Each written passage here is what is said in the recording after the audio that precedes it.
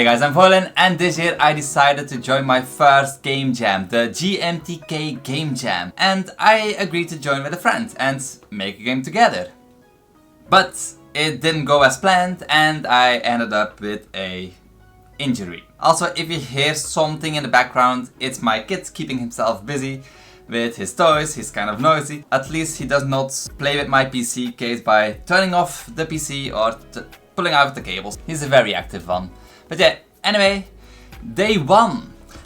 On day one, I woke up at midnight. I won't tell you whose fault it is.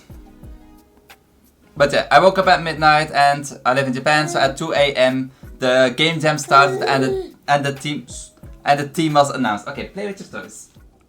Tom, I need to stop waking up at midnight. I can't sleep anymore. It's 2 AM here in Japan. Yeah. My kid cried, my wife is sick, my kids are sick. So yeah, I'm on time to see the team announcement of the GMTK Game Jam. How you interpret this theme is entirely up to you. Perhaps it's... Okay, so team loop. I can come up with a couple of things, but I'm not 100% certain yet. But I'm also not doing this game jam alone, so... Yeah, now it's time to brainstorm a little bit, but for me probably to try and get some more sleep, because else tomorrow will be very difficult to actually get something done. So I watched the team announcement and it was Loop. A team which I had a couple of good ideas for, but most of my ideas will take longer than 4 days to work upon. And during this whole period as well, during this whole game jam, my grandparents, well my wife's grandparents were also moving and I had to help them set up their fridge and set up their washing machine and everything. So I was also losing a lot of time because of that stuff going on. But yeah, anyway, with my lack of sleep and lack of time, we came up with a game idea which we thought was good. Basically a recycling management game. You build a business and you recycle stuff because it goes in a loop. We recycle paper, make new paper, give it to customers, customers use it and then recycle it again and the loop goes on. Same for plastic and such. So we thought it was a very good team. But even with a very minimal version of that game, yeah, we still kind of overscoped. And the problem was also that the communication of how the game should be was also not 100%. So we both had kind of a different idea of how the game should be. And even though we made like a planning, there were holes in the planning and it did not really go that well. And basically, after working a little bit on the game, what we had was a camera, a settings menu, a start menu and a loading screen. That was day one, progress of day one, and we basically scrapped everything and started from zero because we realized that the idea was a little bit too big, a little bit too overscoped for the amount of time we had, especially with the little amount of progress we were able to make on day one. And then day two came. Day 2 was a Friday, and for people who watch this channel, Fridays are my signal emitted episode days. Basically a weekly news show that I do for Godot related news, and I had to make that entire episode. So far making that episode has been taking around like half a day each time, but this time because of all the stuff going on with the family, it took me the entire day, and halfway through the day I realized this is not going to work. I cannot make a game with this friend because my time, it's just too limited. Communication is too difficult, me getting anything done is too difficult. So I decided to just focus on the single emitted episode and to basically cancel the plans of making a game together. And hold on a moment, because my kid is pulling my cables out again. No. But yeah, I decided to stop at the game jam so my friend will at least have some kind of a chance to make a game, to finish a game. And somebody needs a diaper change, so I'll be right back. New diaper, some extra things to play with. Let's hope he stays quiet now. But yeah, this is basically one of the reasons why doing some kind of a game jam is not really possible as a stay-at-home dad of 2 small kids. But yeah, the story is not over yet because this is just day 2. I actually tried to work on the game the next day, but during the making of Signal Emitted, the news episode, I started noticing a pain in my forearm. At that moment I did not think about it too much, but for editing I use my mouse a lot. I have these buttons on my mouse as well, which have shortcuts on it. But yeah, I started having pain in my arm and I didn't think too much about it except for the next day, day 3. When day 3 came along, I woke up with like a very good idea to make a game. So I was like, okay, let's try to do this. Let's try to do this on my own. Let's see if I can at least make a tiny small game. I had some nice ideas to make a tiny game and make it into like something worthwhile playing and with the theme of loop.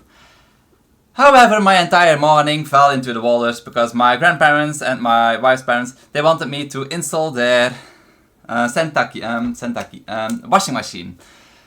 That washing machine, it's an old type and the fittings did not fit, so I had to go to the shop, and basically I lost my entire morning from 8 o'clock till 12 o'clock by trying to install that thing. Yeah.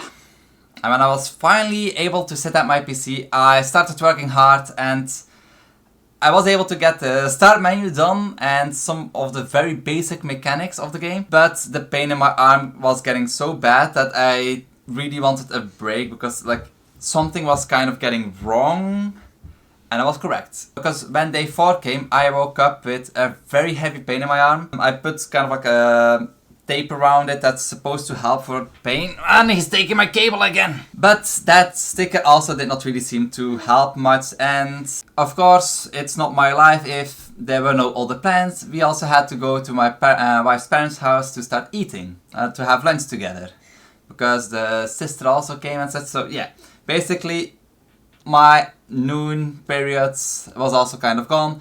And because of the pain in my arm, I basically decided to completely give up on the whole idea of trying to finish the game for the GMTK Game Jam. Yep. Now, even with that one day of rest, my arm is still hurting. It's hurting less, so I can actually use my PC again. This video will probably not have much editing because I just cannot use this mouse without pain. Typing works, but the moment I start using this mouse for more than like 10 seconds, I can feel the pain becoming stronger again in my arm. Yeah, that was basically day 4. And before I start talking about the things that I've learned about this game jam, which are probably useful for all of you watching, first I want to kind of have a quick summary of all the things that went wrong. Also, I apologize for this like whole talking style video.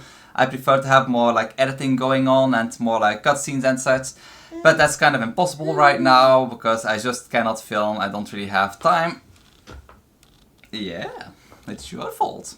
No, it's not your fault. Anyway, the life of a stay-at-home dad, it's a busy one. Especially since the family really relies on me to fix everything and to like install everything because I'm a stay-at-home dad.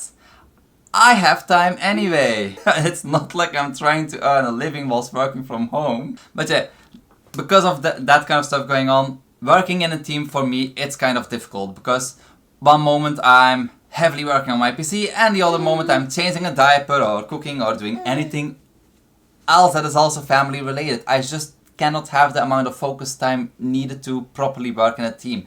Because one moment I'm communicating, the other moment I have to do something else. So yeah, proper communication and proper working time, it's kind of difficult. But looking at it now, even if my family won't have taken over half of the time during the game jam, like really a half over the time, my arm would probably have been an issue. This repetitive strain injury is something I once experienced before, but more with my wrist. I was able to solve that issue with my wrist by getting a split keyboard.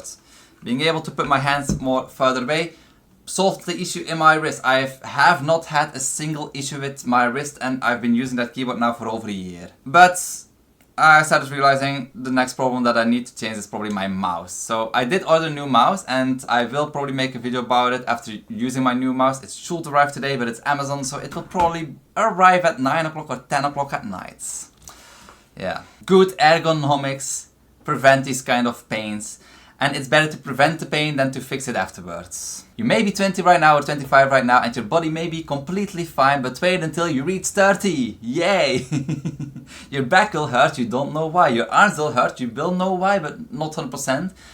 You will keep getting headaches for no apparent reason, and on a rainy day, good luck, because then if you have some kind of like migraines going on, yeah. 30 is a fun age. But yeah, so what did I learn? First up, I'll talk a little bit about the things that I've learned of working in a team. First of all, communication is important. It is very, very important. Those kind of like useless meetings people often complain about. They do have some point, but yeah, a lot of people probably try to prove me wrong in the comments below. So go ahead, prove me wrong that meetings are useless and spending time with your colleagues is also useless. But yeah, before starting to work on a project, you need to be certain you're on the same line of what you want of the project. That's people don't think you're making a shooter and the other people on the team are thinking you're making some kind of like RPG with guns instead. It's just a dumb example, but make certain you both, like everybody on the team, understands what the end goal is. So that's tip number 1.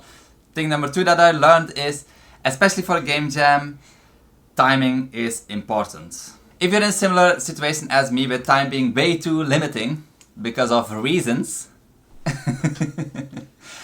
then joining a game jam with friends, it's probably not a smart move, as it's just it will just create extra stress. And if you're already easily stressed, it's not a good combination. Then don't try to do it with friends and stop touching my keyboard. This one, not you guys. You are taking. He's making it so much more difficult. Nah, you like being annoying. You like being annoying. Oh, nah, don't eat, papa. Working in a team when your time is limited, it will create extra stress.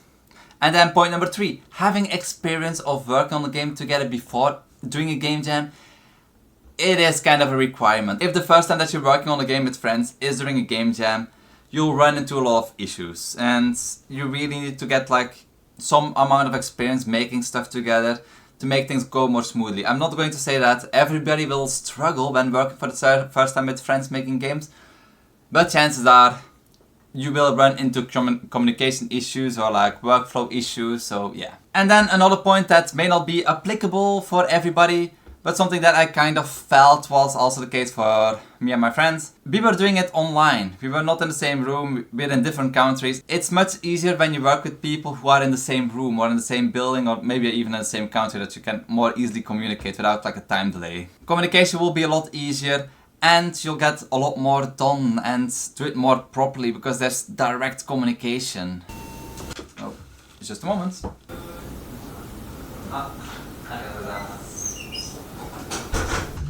Okay, so that's surprising. It's not even noon yet and Amazon arrived. Yay, I won't show too much, this is all I can see. This will be my new mouse. But anyway, where was I? So yeah, basically being in the same room makes communication a lot better and makes it more easy to make games together, I think, or make all the projects together as well. But then, what did I learn about trying to do it by myself? First of all, ergonomics are important. If you start having pain, don't ignore the pain because you'll just make it worse. Point proven. But then the next tips are probably a little bit more useful. Having some basic scripts or templates that you can copy from to get like the whole boilerplate stuff done more quickly. It's important and it can save you a lot of time. That's something I did not have. I did not really have too many scripts in advance that I could copy from. My kid is playing again. Next up, game jams are kind of hard because of time limits. If the time limit of the game jam is too small, like 4 days, it basically becomes very difficult, especially if you have a lot of stuff going on in your daily life, like I have with having 2 kids and family who's moving at the same time and just family visiting. So yeah, take that in mind. Game jams are hard. Maybe only join game jams that are a full week or something. And the next point, planning is important. Plan in the moments that you can actually work on the project and when you cannot work on the project. On the moments that you can work on the project, also write down like what you'll be able to work upon during that time slot. Because when your time is limited, being able to like decide what to work on at what moment, that can also take some time. So if you do that all at once, plan everything at once, you'll probably get a lot more work done more quickly. And then the conclusion for me personally, working in a team when there's so many things going on, it's not really possible. Maybe you guys are a lot more productive than me. I have no idea. Maybe you handle things more easily and you can do things with so many things going on. But yeah, for us, basically, for me and my friend, our planning also wasn't really there, causing us to lose a day by working on the wrong project. We did not really have like a good idea on how to like properly scope the game, and yeah, just coming up with the correct game idea for the game jam was also kind of an issue, and that made us lose a lot of time. And then with my arm injury, it basically made it impossible for me to continue. Even with this very simple game idea that I came up with, I still will work on that game idea, but it will be after my arm is properly healed. But yeah, for the short time that it took, and even though it was kind of stressful, it was kind of fun to like really sit down and like plan out a game and try to work on it and try to have like, well, something by the deadline. And I do want to try it again, but first I need to heal my arm and probably work on some more scripts and templates and such that I can copy from. And I probably will do it alone next time, just because my schedule, it changes way too quickly. Working in a team, it is too difficult. But yeah, this is how I failed yet another game jam. But something I'm not failing at is making a video editor in Godot. Thanks to all these Ko-fi supporters, I am able to work on videos and work on the video editor. And that's why the video editor has gone into the last alpha stage right now. 0.4 alpha is basically the last alpha series before the next series comes out, which is 0.5, which will be the beta. The alpha is already kind of open, and so will the beta be. It's an open source video editor. If you want to follow that journey, click subscribe. If you want to see my next journeys and hopefully some more successful game dev journeys, click subscribe as well. Anyway, thank you for watching, thank you to all my Ko-fi supporters, and I'll see you all in the next one. Hopefully your game jam journey is a lot more successful than ours was. But yeah, thanks for watching. Bye bye.